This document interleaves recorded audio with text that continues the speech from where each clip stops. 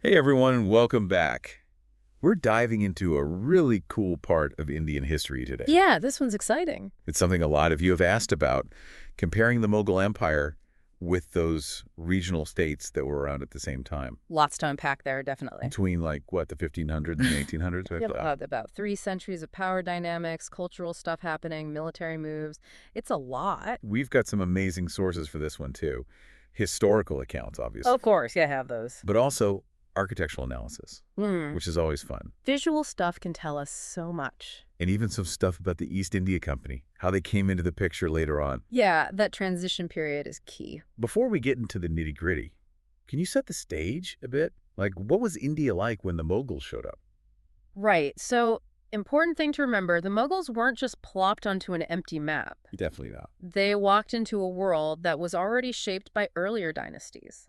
The Delhi Sultanate, for example. Okay, so there were systems of power already in place. Exactly, and the Lodi dynasty too. So these guys, they laid some groundwork for how things were run, administration, all that. And both the Mughals and the regional states kind of built on that foundation. That's the gist of it. Now, the Mughals themselves, they came with their own baggage, so to speak.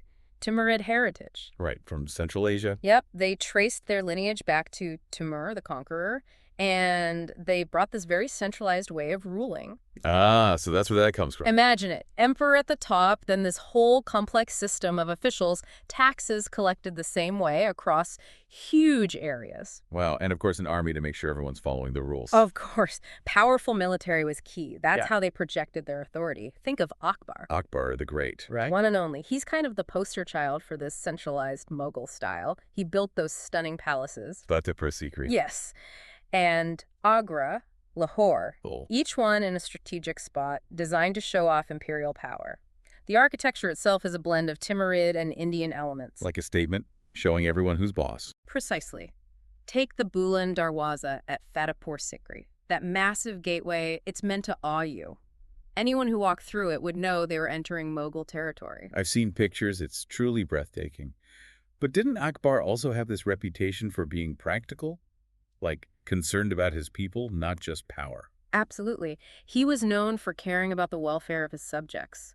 There's this story, might be apocryphal, but it gets the point across. I love these stories. So supposedly, Akbar's advisors told him, hey, we should build more mosques, show off our piety. But he's like, nah, we need roads, irrigation systems, stuff that helps people. He was ahead of his time. He understood that if his people were doing well, the empire would be stable and prosperous.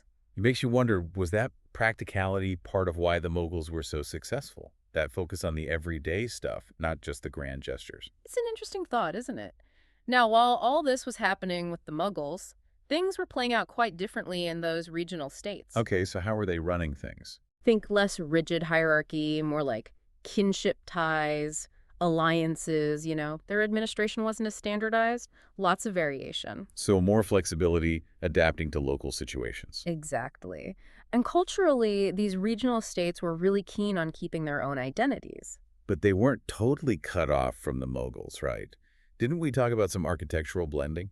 You're right, there was definitely some give and take. For example, you'd see Rajput rulers down in Rajasthan incorporating Mughal elements in their palaces. Oh, interesting. But they weren't copying wholesale, they were adapting it, blending it with their own styles. So Mughal influence, but with a regional twist. Precisely. It's not like the Mughals came in and erased everything local. It was much more complex. More like a fusion than just one dominating the other. And here's the key. These regional states weren't just sitting back letting the Mughals dictate everything. They had their own strategies for staying in the game. Like what? Did they ever challenge the Mughals directly? Sometimes, yeah. But they also used other tactics, more subtle ones. One that stands out is how they granted land to Brahmins. Brahmins? That's interesting. Why would they do that? Think of it as a power move, but on multiple levels. First, it got them support from a very influential group, the priestly caste. Ah, so it legitimized their rule. Exactly. Religious backing was huge. Plus, Brahmins often served as advisors, administrators, so you've got this loyal base now. Smart move. And here's the kicker. It could also weaken your rivals. If they don't have access to the same Brahmin networks, they're at a disadvantage. It's like a chess game. Strengthening yourself while weakening your opponents. Precisely. So you see, these regional states, even without the same level of centralized power as the Mughals, they found ways to survive, even thrive. They were playing the long game, using every tool at their disposal. And that's one of the reasons why India during this time had such a diverse array of political systems. Not just one model, but many. Like a tapestry, different threads woven together. That's a great way to put it. But we've only scratched the surface here. The relationship between the Mughals and those regional states, it wasn't just about politics and administration, it went deeper culturally. Ah, so that's where we pick up next time. You got it. We'll delve into how those cultural interactions played out, the blending, the clashes, the whole shebang. Can't wait. Last time, we were talking about how those regional states in India, they really held on to their own ways of doing things, even with the Mughals being so powerful. Yeah, it's easy to think the Mughals just steamrolled everyone, but it was way more complicated. So we talk politics, but culture is a whole other ballgame, right? How did those two mix or not mix? That's where it gets even more interesting. We gotta remember, the Mughals weren't just about conquering, they loved the arts. Patrons, right? Exactly. They brought their own styles, their own tastes, Persian language, architecture, even gardens, the whole 9 yards. So if you wanted to get on the Mughals' good side, you'd try to adopt some of that. You got it. It was a way to show you were part of the in crowd. And it wasn't just individuals. Persian, the language of the Mughal court, it became super important for administration. Ah, so if you wanted to be involved in the government. You had to at least understand it. But here's the thing. We talked about how strong those regional identities were. Right, they weren't just going to disappear. Exactly. So alongside all this Mughal influence, you've got regional languages flourishing, like Bengali, for example. They didn't just get wiped out. No. And temples were still being built, though sometimes they'd incorporate Mughal elements like domes, but always with their own regional flair. So it's more like they were picking and choosing what to blend in, creating something new. That's it. A cultural fusion, not just domination, makes you think, did all this Mughal influence make Indian culture more homogenous or actually more diverse? That's a good question. And what about religion? We can't forget that. Different Mughal emperors had different approaches, right? Oh, absolutely. Akbar, the guy we talked about earlier, he stands out. He really tried to create a more inclusive atmosphere. Even experimented with blending ideas from different faiths. Wasn't there a name for that policy of his? Suliakul, it means universal peace. Pretty radical for the time. Wow, sounds like he was ahead of the curve. But then you have Aurangzeb, who came later, and he was a lot stricter, right? More orthodox? Definitely. His policies led to tension, even conflict in some areas.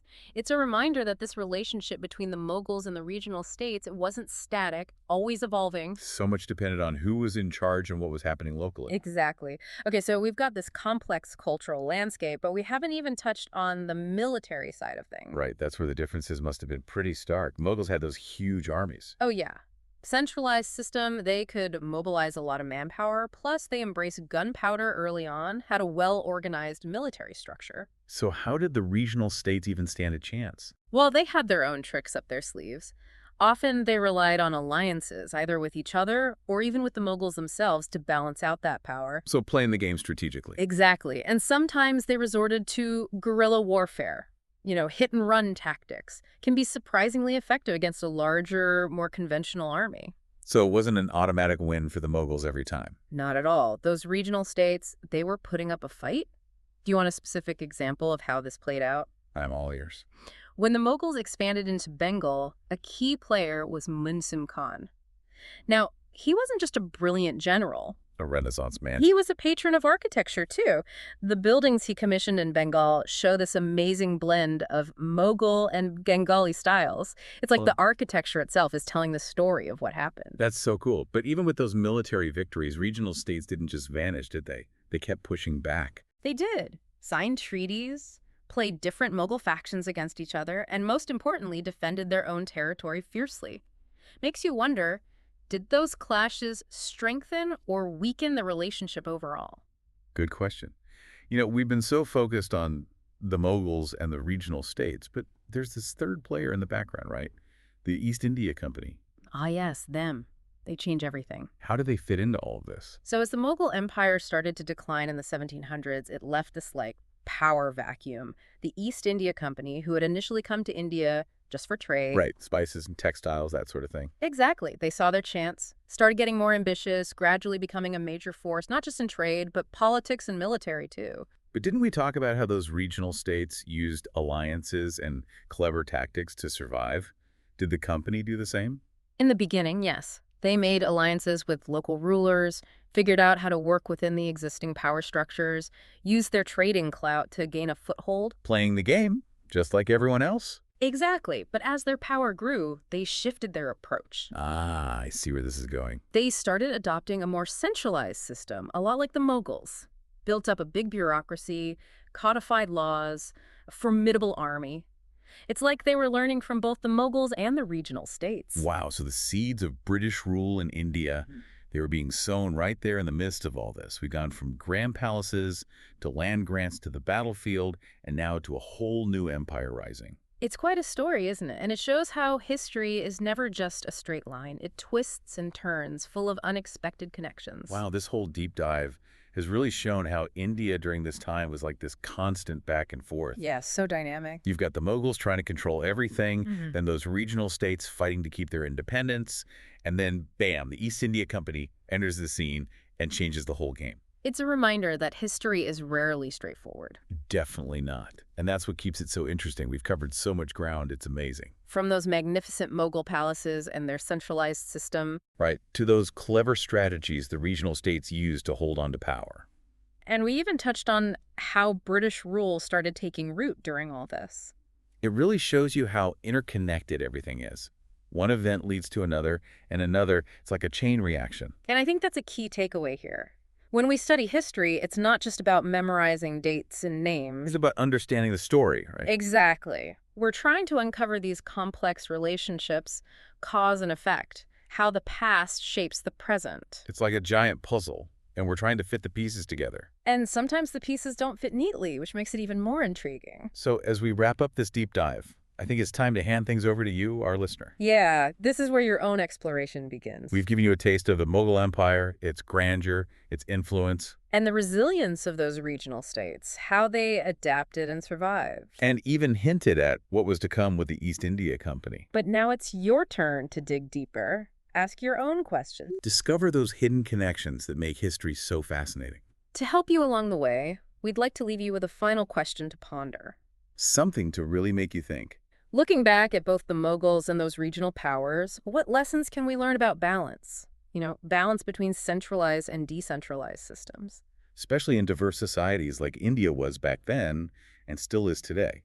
How do those insights apply to the challenges we face now, in a world where we're still figuring out issues of power, identity, how we govern ourselves? Big questions, no easy answers. Definitely food for thought. So keep those brains buzzing, everyone. And until next time, keep exploring, keep questioning, and most importantly, keep discovering the endless wonders of history. See you on our next deep dive.